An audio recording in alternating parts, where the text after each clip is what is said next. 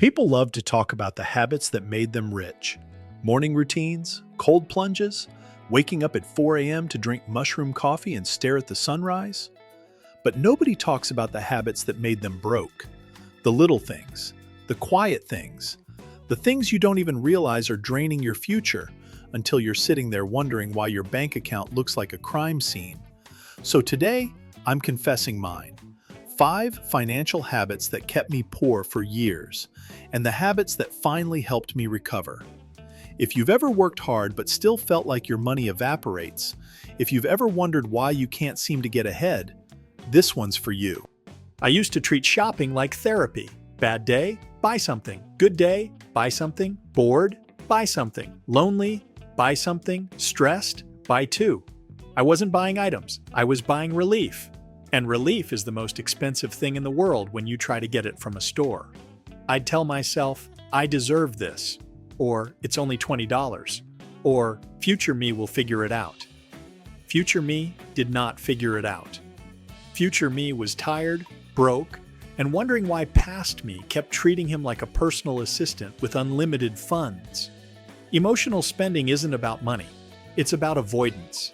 It's about filling a hole with something that can't fill it. And the worst part is, you don't notice the damage until you zoom out. One impulse purchase doesn't hurt you, but 200 impulse purchases over a year? That's a vacation. That's an emergency fund. That's a debt payment. That's peace of mind. The habit that saved me was the 24-hour rule. I forced myself to wait a full day before buying anything non-essential. No shame, no guilt, just time. Half the time, the urge disappeared. The other half, I bought it, but consciously. And conscious spending is the opposite of emotional spending. That one habit saved me thousands. But more importantly, it taught me that I didn't need more stuff. I needed more awareness. Another habit that kept me broke was avoiding my bank account. I used to open the app like I was defusing a bomb, one eye closed, holding my breath, praying for a miracle. Sometimes I'd go weeks without checking it. Why? Because I didn't want to feel guilty. I didn't want to face the truth. I didn't want to see the consequences of my own decisions. But avoidance is expensive. Every overdraft fee, every late payment, every surprise bill, all of it came from not paying attention. And the psychological cost is even worse. When you avoid your money, you live in a constant low-grade anxiety. You're always guessing, always hoping, always bracing for impact. It's like driving with your eyes half closed. You might not crash today, but eventually, you will. The habit that helped me recover was a simple daily money check-in. 2 minutes every morning, just like brushing your teeth. Open the app. Look at the numbers. No judgment, no panic, just data. At first, it was uncomfortable. Then it became normal. Then it became empowering. Because when you look at your money every day, it stops being a monster. It becomes a mirror, and mirrors help you grow.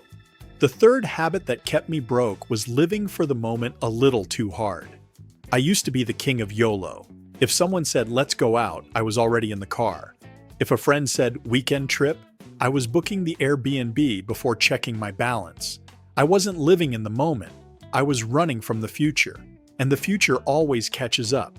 Living for the moment feels good, until the moment ends. Then you're left with the bill. And the bill doesn't care about your memories. I wasn't choosing joy, I was choosing escape. And escape is expensive. The habit that saved me was creating a fun budget. I didn't stop having fun. I just stopped letting fun bankrupt me. I set a monthly amount I could spend guilt-free. And when it was gone, it was gone. That one habit taught me that discipline doesn't kill joy. It protects it. Fun is way more fun when you're not stressed about it. The fourth habit that kept me broke was trying to impress people. And this one hurt because I didn't think I was doing it, but I was. The clothes, the gadgets, the dinners, the I got it moments when I absolutely did not got it. I was performing success instead of building it. We live in a world where everyone is broadcasting their highlight reel, so we start competing with illusions. We start buying things to look like we're doing better than we are. But here's the truth. People rarely notice the things you buy to impress them. But your bank account always does. The habit that helped me recover was the audience of one rule. Before buying anything, I'd ask myself, would I still want this if nobody saw it? If the answer was no, I didn't buy it. That one question saved me thousands and rebuilt my self-worth, because when you stop performing for others, you start living for yourself. The fifth habit that kept me broke was not investing early. I used to think investing was for rich people, or smart people, or older people, basically anyone except me. So I waited, and waiting is the most expensive decision I ever made. Every year I didn't invest was a year I couldn't get back. Compound growth doesn't care about your excuses. It only cares about time. And time is the one thing you can't buy. The habit that helped me recover was automating my future. I didn't start big. I started automatic. A small amount every week, non-negotiable. Once it was automated, it became invisible. Once it was invisible, it became consistent. And consistency is what builds wealth. Not perfection, not timing the market, not being a genius, just showing up. There wasn't one big moment where everything changed. No dramatic movie scene. No sudden windfall. No magical epiphany. It was small decisions, repeated daily. It was choosing awareness over avoidance, discipline over impulse, and future me over impressing people who weren't even paying attention. And slowly, painfully slowly, things shifted. My savings grew, my debt shrank, my stress dropped, and for the first time, I felt like I wasn't drowning. I was swimming, not fast, not gracefully, but forward. If you're watching this and you feel stuck, if you feel behind, if you feel like you've made too many mistakes, let me tell you something I wish someone told me. You're not broken. You just have habits that aren't serving you yet. Money isn't moral, it's mechanical. And the moment you change the system, you change the outcome. So here they are again.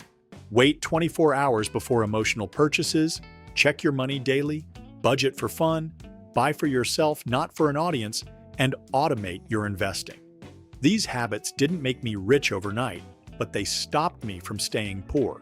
And they gave me something even more valuable than money. They gave me control.